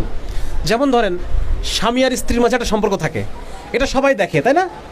হ্যাঁ, দুজন মিলে বাচ্চা কাচ্চা পালন করতেছে, দুজন মিলে বিভিন্ন প্রোগ্রামে যাচ্ছে, দুজন মিলে বিভিন্ন আত্মীয় স্বজনের বাড়িতে যাচ্ছে, এগুলো সবাই দেখে। আর এমন একটা সম্পর্ক থাকে যেটা কেউ দেখে না, আছে না স্বামী স্ত্রীর মাঝে? সেরকম আপনি নামাজ পড়তেছেন, আল্লাহর সাথে আপনার সম্পর্ক আছে, আপনি নামাজ পড়েন, রোজা রাখেন, আপনি কথার কথা হজ করছেন, দাওয়াতি কাজ করতেছেন, সবাই দেখে। কিন্তু আল্লাহর সাথে আপনার আরেকটা সম্পর্ক থাকবে যেটা কেউ জানবে না। হ্যাঁ, রাত 2টা 3টার সময় আপনি উঠে যাই নামাজে দাঁড়ায় চোখের পানি ছেড়ে একটা পাগড়ি বাঁধবেন, পাগড়ি বাঁধি মানুষকে দেখানোর জন্য নাকি? আল্লাহকে দেখানোর জন্য বাঁধছে নাকি কখনো? তাহলে তো তাহাজ্জুদে উঠে বাঁধতাম নাকি? তাহাজ্জুদে উঠবেন, একটা পোশাক পরবেন, পুরো নতুন একটা পোশাক পরবেন, পাগড়ি বাঁধবেন, গায়ে আতর মাখবেন, আল্লাহর সামনে দাঁড়াবেন যে আল্লাহ তুই আর আমি, আর কেউ নাই, আমি আসছি আপনার কাছে, আমি আসছি, আপনি আমাকে মাফ করে দেন, আপনার সামনে শুধু আমি একাই আসছি, আর কেউ নাই, আমার আর কিচ্ছু নাই, শুধু আপনি ছাড়া, সারা পৃথিবীর সব আমার হয়ে গেছে, শুধু আপনি আমার হন নাই, তো আমার মতো বড়, আমার চেয়ে বড় ফকির আর দুনিয়াতে কেউ নাই নাকি?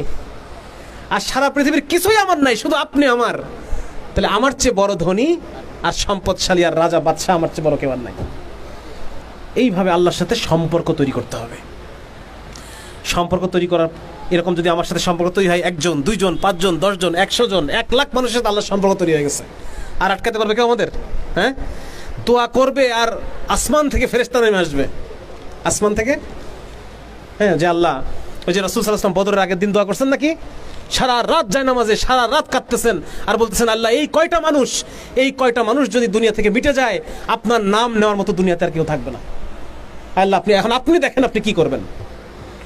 এই কয়টা মানুষ যদি শেষ হয়ে যায় কালকে যুদ্ধে, আপনার এই তাওহীদের বাণী, আপনার নাম উচ্চারণের মতো এই পৃথিবীতে আর কেউ থাকবে না। সেরকম আল্লাহর সাথে সম্পর্ক। হ্যাঁ, এইটা আপনার মাথায় রেখেন। আমি অনেক কথা বললাম, অনেক আনইন্টারেস্টিং কথা বললাম, কিন্তু এই কথার উদ্দেশ্য হলো যে আল্লাহর সাথে সম্পর্ক এবং মুহাম্মদুর রাসূলুল্লাহ সাল্লাল্লাহু আলাইহি ওয়াসাল্লামের সাথে মানে ওনার একটা অনুভব আছে। একটা হচ্ছে আমি নামটা বলে ফেলছি, এটা একটা জিনিস, আর এই নামের গভীরে তার প্রতি আমার এক আবেগ আর প্রেম আর ইমোশন আছে, ওইটা আরেকটা জিনিস, দুই জিনিস। সুতরাং আল্লাহর রাসূলের প্রতি ওই আবেগ যেন আমার অন্তরের মধ্যে তৈরি হয়, দিন ইসলামের প্রতি, দিন ইসলামের যে হক, যে দাবি, এই দাবিটা যেন আমি অনুভব করতে পারি এবং সর্ব অবস্থায় আল্লাহর কাছে তওবা করতে পারি যে আল্লাহ আমি আপনার দিনের হক আদায় করার মতো যোগ্য হতে পারি নাই। আপনার দিন যা চাইতো, আপনার রাসূলের সামনে মুখ দেখানোর লায়ক আমি আর নাই। আপনার দিন, আমি নিজেকে মুসলমান পরিচয় দেওয়ার মতো অবস্থায় আল্লাহ আমি আর নাই। যদি পরিচয় দেওয়ার মতো অবস্থায় থাকতাম তাহলে তো আপনার দিনের গুরুত্বটা বুঝতে পারতাম, আপনার দিনের দাবিটা আমি বুঝতে পারতাম। আপনার মুসলমান পরিচয় দেওয়ার মতো অবস্থায় আমি নাই। আল্লাহ আপনার হাবিবের সামনে উম্মত হিসেবে মুখ দেখাবো, এই মুখ আমার নাই। আল্লাহ আপনার বান্দা হিসেবে, ইবাদুর রহমান হিসেবে আপনার সামনে গিয়ে যে আমি দাঁড়াবো, এই যোগ্যতা আমার নাই, এগুলো আমি হারাই ফেলছি। আল্লাহ আমার কাছে কিছুই নাই, শুধু একটা জিনিস আছে, আল্লাহ আমি আপনার আর আপনার রাসূলকে ভালোবাসি। এই একটা জিনিস ছাড়া আল্লাহ আমার কাছে আর কোনো কিছুই বাকি নাই। আল্লাহ আপনি এটাকে কবুল করে আপনি আমাকে মাফ করে দেন, আর আমার ওই যোগ্যতা দান করেন যেটা আপনি চান। যেরকম আপনি চান আমাকে ওইরকম বানায় নেন, যেরকম আপনি চান। আল্লাহর সামনে পেশ হন, আল্লাহর সামনে নিজেকে ছেড়ে দেন, আল্লাহর সামনে নিজের অসহায়ত্ব প্রকাশ করেন। অসহায়ত্ব, আল্লাহ আমি অসহায়। আল্লাহ রাসূল যখন ওই যে বেশি বড় হয়ে যাচ্ছে, তায়েফের ময়দানে যখন তাকে আঘাত করা হলো পাথর দিয়ে, আল্লাহ রাসূল গিয়ে আদ্দাসের, আল্লাহ ওখানে যাওয়ার তৌফিক দিয়েছেন আমাকে, ওইখানে ওই যে একটা কি বাগান, আঙ্গুর বাগানের মধ্যে এক খ্রিস্টান দাস আদ্দাস, ওইখানে একটা মসজিদ আছে, মসজিদ আদ্দাস।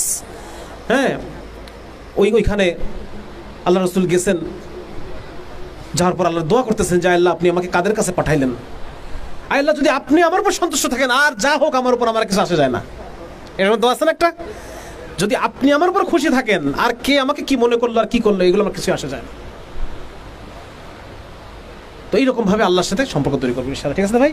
হ্যাঁ, আল্লাহ কবুল করুক। প্রত্যেকে কাজ করবো। আমরা জানি না আল্লাহ তাআলা আমাদেরকে এতদিন পর কাজ করার সুযোগ দিছেন, কথা বলার সুযোগ দিছেন, ইসলাম কি শরিয়া কি এইগুলা বলার জন্য আল্লাহ সুযোগ দিছেন। এই সুযোগটা আমরা নষ্ট করব না অতি আবেগে অতি জজবায় কোনো কিছু করার দ্বারা। এই সুযোগটা নষ্ট করবো। এখন আমাদের কথা বলার সময়, কিসের সময় ভাই? কথা বলতে পারি নাই, মানুষকে বোঝাইতে পারি নাই, এখন আমাদের কথা বলার টাইম। অন্য কোনো কিছু আমরা করবো না। এখন আমরা কথা বলবো, একত্রিত করে কথা বলবো, 1-to-1 কথা বলবো, স্কুলে বাচ্চাদের সাথে কথা বলবো, কলেজে কথা বলবো, ভার্সিটিতে কথা বলবো, দোকানে কথা বলবো, অফিস আদালত সবখানে আমরা শুধু কথা বলবো, মানুষকে শরিয়া শব্দটা চেনাবো। আজকে মানুষের মধ্যে যে গণতন্ত্রের আকাঙ্ক্ষা, এটাকে বদলাই দিব শরিয়ার আকাঙ্ক্ষায়। এইভাবে আমরা 1 বছর কাজ করেন, মানুষের মধ্যে শরিয়ার পিপাসা তৈরি করেন, 1টা বছর আমরা কাজ করবো ইনশাআল্লাহ ভাই। হ্যাঁ, আল্লাহ তাআলা আমাদেরকে কাজের সুযোগ দিয়েছেন। যদি আমরা এই কাজটা না করি এই সুযোগ আবার উঠে যাবে। আবার এই সুযোগ উঠে গেছিল এক সময়, আপনারা জানেন কি না? ওই ইয়েতে রাশিয়াতে কত বছর, 50 থেকে 60 বছর মসজিদে নামাজ কালাম হয় নাই, সব মসজিদ বন্ধ। সেদিন ওলামা ইকরাম এক মজলিসে বলতেছিলাম যে আপনাদের হাতে মিম্বর আছে, এই মিম্বর যদি আপনারা ব্যবহার না করেন আল্লাহ মিম্বরকে উঠাই নেবেন। রাশিয়াতে উঠাই নিছেন, আলবেনিয়াতে উঠাই নিছেন, 50-60 বছর ধরে কোনো মসজিদে নামাজ হয় নাই, কোনো মিম্বরে কোনো খুতবা হয় নাই। ওলামা ইকরাম বাচ্চাকে কোরআন হিফজ করাইছে, মাটি খুঁড়ে গর্ত করে ভিতরে ওই আলো জেলে পিদিম ল্যাম্প জেলে বাচ্চাকে কোরআন হিফজ করাইছে। যদি বাইরে থেকে কেউ টের পায় ধরে নিয়ে চলে গেছে, আর তার কোনো খবর পাওয়া যায় নাই। এইরকম ভয়াবহ পরিস্থিতি রাশিয়ার মধ্যে ছিল এক সময়, 91 সালের আগে। আমরা যদি এই টাইমটা কদর না করি, আল্লাহ না করুক এরকম অবস্থা আমাদের এখানে চলে না আসে।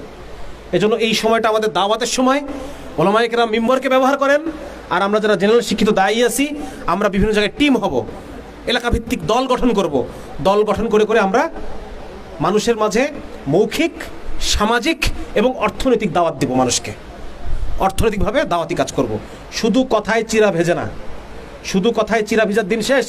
মানুষের পাশে দাঁড়াইতে হবে, মানুষকে বোঝাতে হবে আপনার প্রত্যেকটা বিপদে আমি ছিলাম, সুতরাং আমি এখন যেটা বলতেছি এটা আপনি মেনে নেন, এটা আপনার ভালোর জন্য বলতেছি। আপনার ভালোর জন্য আমি আগেও ছিলাম, এখনও আছি, ভবিষ্যতেও থাকবো। এইভাবে সমাজের মধ্যে দাড়ি টুপিওয়ালাদের মেইন স্ট্রিম করতে হবে, যে মানুষ ভাববে যে এই আমার সামাজিক সমস্যা ছিল, আমার পাশে কারা ছিল? দাড়ি টুপিওয়ালা ছেলেরা। আমি যখন অর্থনৈতিক সমস্যার মধ্যে ছিলাম, আমার পাশে কারা ছিল? দাড়ি টুপিওয়ালা ছেলেরা।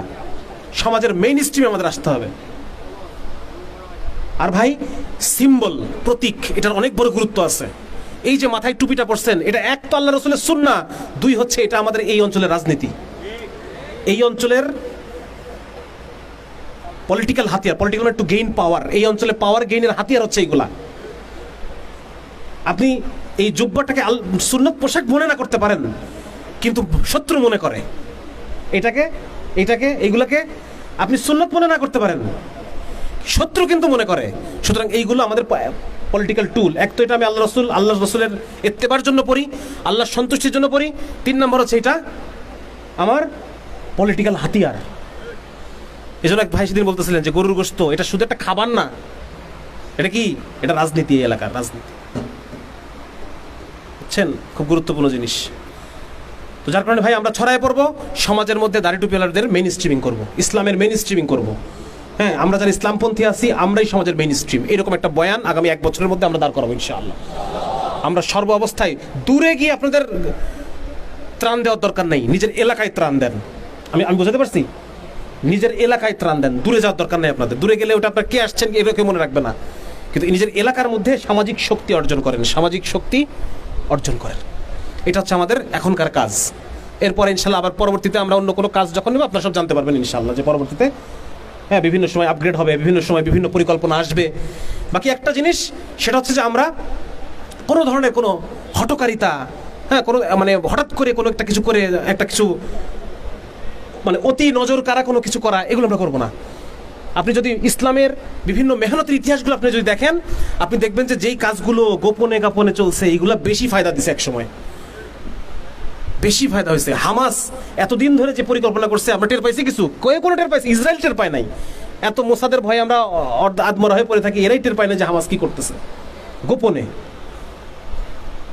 শেখ আহমদ ইয়াসিন 1985-86 সালে উনি এই মেহনত যে চালু করছেন, হামাসের মধ্যে অধিকাংশ সদস্য হয় কোরআনের হাফেজ অথবা কোরআনের একটা বড় অংশ তাদের মুখস্থ। এই তরবিয়ত কিভাবে হইলো বলেন? ফেসবুক পোস্ট দিয়ে নাকি গোপনে? গোপনে যে কাজগুলা আমরা গোপন না, আমাদের গোপন কিছু নাই, কিন্তু যে কাজগুলোতে অতিরিক্ত প্রদর্শনী ছাড়া যে কাজগুলো হয় এইগুলার রেজাল্ট গভীর হয়, দীর্ঘমেয়াদী হয়। ঠিক আছে না? সুতরাং আমরা কাজ করতে চাই, আমরা আওয়াজ কম কাজ বেশি, আমরা এটাতে আমরা থাকতে চাই। আওয়াজেরও দরকার আছে, কিন্তু যেটা যতটুকু প্রয়োজন। ঠিক আছে না ইনশাল্লাহ? হ্যাঁ, আমরা কাজ করবো তো ভাই ইনশাল্লাহ।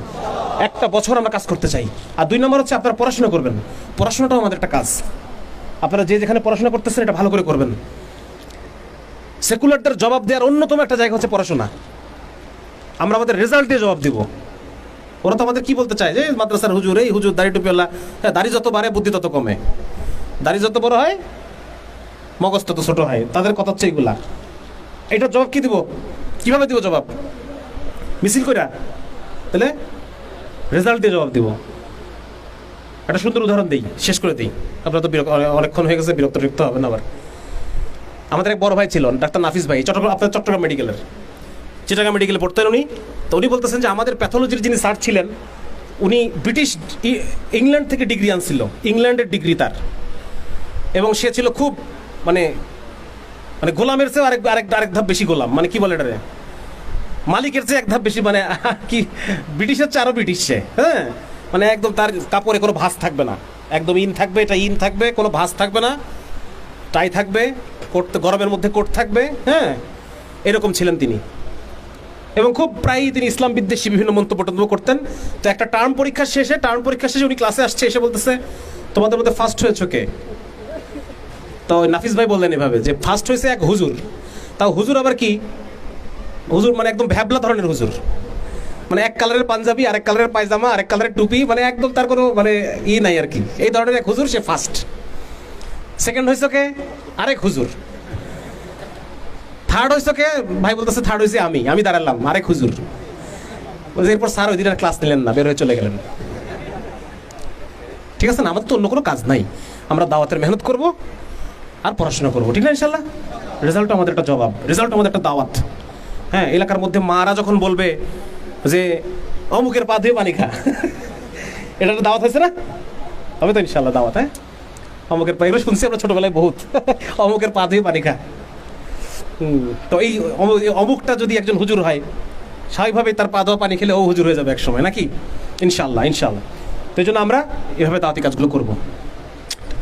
আচ্ছা, আর কোনো বিষয় বাদ পড়ছে জাকারিয়া?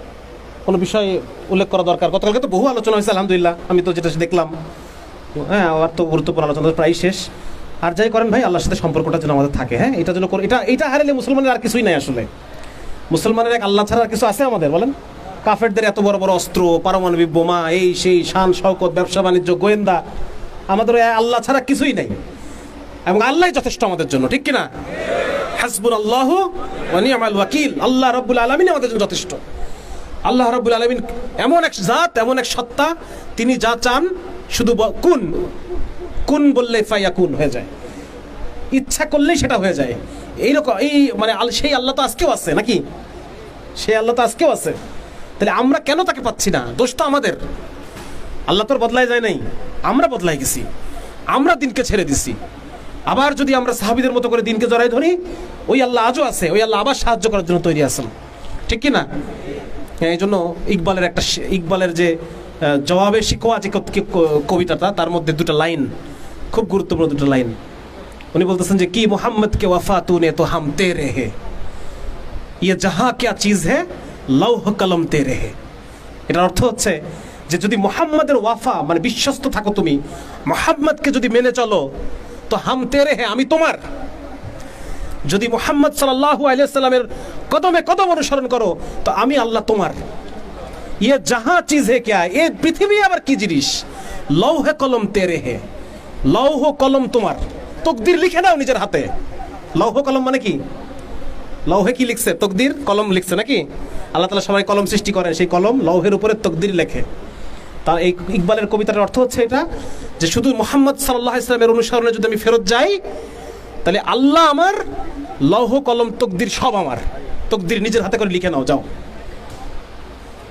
রূপক অর্থে আর কি। তো সবাই তৈরি আছেন ভাই ইনশাআল্লাহ? হ্যাঁ, আমরা আল্লাহর হয়ে যাব, আল্লাহ আমাদের হয়ে যাবে। হ্যাঁ, আর এই রাস্তাটা কোন রাস্তায়? সে রাস্তাটা হচ্ছে মুহাম্মদুর রাসূলুল্লাহর রাস্তা। এছাড়া আর কিছু বোঝার দরকার নাই, আর এত তর্ক যুক্তি বুদ্ধিবৃত্তি কিছু দরকার নাই। শুধু আল্লাহ এবং তার রাসূলকে বুঝলেই আমার সব কাজ শেষ, আর এত কিছু দরকার নাই আসলে। আল্লাহ তাআলা আমাদের সবাইকে কবুল করুক। আল্লাহ রাব্বুল আলামিন চট্টগ্রামকে কবুল করুক। আল্লাহ রাব্বুল আলামিন এই চট্টগ্রামকে দ্বীনের মার্কাজ হিসেবে কবুল করুক, দ্বীনের সূতিকাগার হিসেবে কবুল করুক। এইখান থেকে আবার শরিয়া জিন্দা হোক, আমিন। আল্লাহ তাআলা আমাদের সবার ভুল ত্রুটিগুলোকে মাফ করে আমাদের প্রত্যেককে দ্বীনের সৈনিক হিসেবে কবুল করুক, আমিন। আসসালামু আলাইকুম ওয়া রাহমাতুল্লাহি ওয়া বারাকাতুহু। ভাই, এক ভাই প্রশ্নের উত্তর দিয়েছিলেন, তিনি কাইন্ডলি একটু আসলে ভালো হতো আর কি। যিনি প্রশ্ন উত্তর দিয়েছেন তিনি একটু আসেন।